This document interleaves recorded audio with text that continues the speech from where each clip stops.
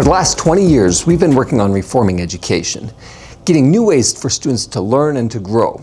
We've taken down chalkboards and replaced them with touchscreen TVs. We've replaced rows of old desks with collaborative spaces where students can work together to solve problems. We've taken down bulletin boards and replaced them with whiteboard space where students can brainstorm together, collaborate, solve problems. We've changed almost all aspects of education, but not science fair.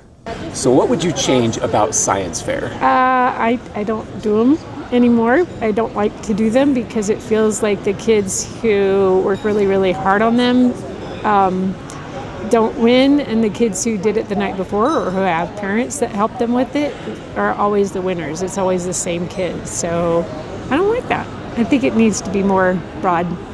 Yeah, so what would you change about science fair? Well, science fair has a very narrow focus on specifically, and positively so. It has a good focus on the very narrow scope of experimental method, like, a standard hypothesis, independent, dependent variable, controlled variables.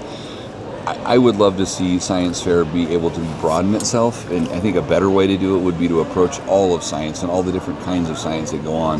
Because to me, the science fair as it currently sits is almost too regimented and it's formulaic, and so every project looks just like one of the others, and that's not what science looks like. Science is a lot more messy than that.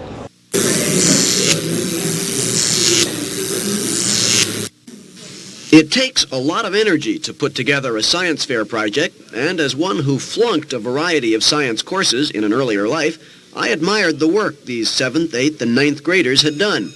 They didn't hesitate to address the tough questions and to answer them, and they didn't hesitate to answer me when I asked a question.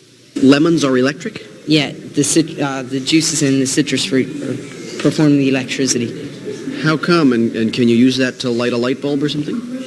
I really wouldn't know. This is just one of the many science fairs underway now in Baltimore schools. More than 300 junior high school students here have done things like watching plants grow, sparking electricity, and channeling solar energy. Their reasons for creating these projects are as diverse as they are. I did it because if I didn't, I would fail the 3rd quarter. For decades, science fair has been done pretty much the same. Students would show up the day of a science fair to a big gym, big conference center. They'd have their trifold in hand, they'd set it up, and then they'd wait for their turn to be judged. And over the course of 2 or 3 hours or so, they'd have their turn to interact with an adult. Tell them about what their project did. This worked great as an assessment tool, but it wasn't really a learning tool. Yes, science fair did promote learning along the way, but the actual science fair wasn't about learning, it was about assessment. In the Ogden District, we're trying to change things up a little bit this year, and we're looking for your ideas. I'd like to share some of the things that we'd like to change right now.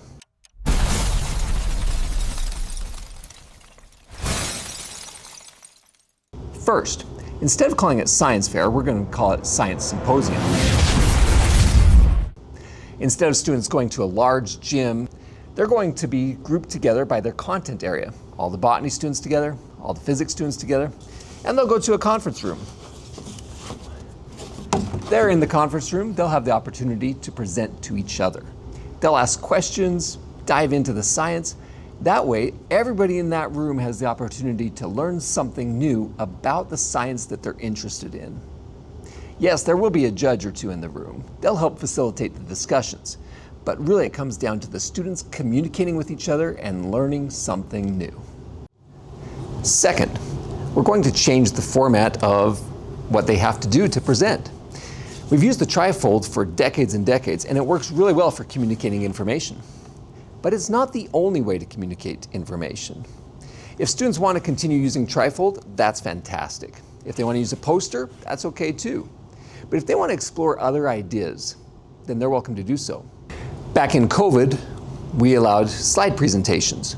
That's fine now. If a student wants to make a video, It took me 2 seconds to go from here, start the clock, click, and 1, 2. Then I would do 204 joules divided by 2 seconds. go for it. If they want to write a research paper,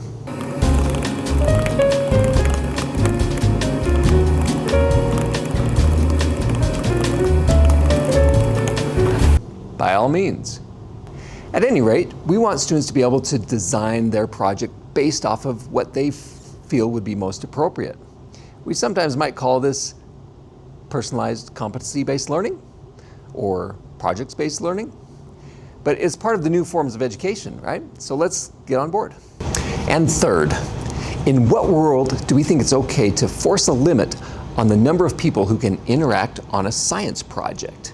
We don't see that in the real world. The more voices, the better, right? But in science fair, it's limited to 1, 2, and possibly 3 students, depending on the fair, who get to participate in a specific project. Let's change that. A few years ago, I was on a field trip with Mr. Rob Garrett. He's a science teacher at Ben Lomond High School. We went up Logan Canyon to a lake area, let the kids explore. And while we were there, a Forest Service worker came and spoke to us and talked to Rob and I about some of the problems they face. One of the big ones was the idea of human waste. How do they get rid of it? How do they move it? You know, this was a huge problem for them. Well, on the drive back, Rob and I had this discussion of what if classrooms were set up to solve those types of problems?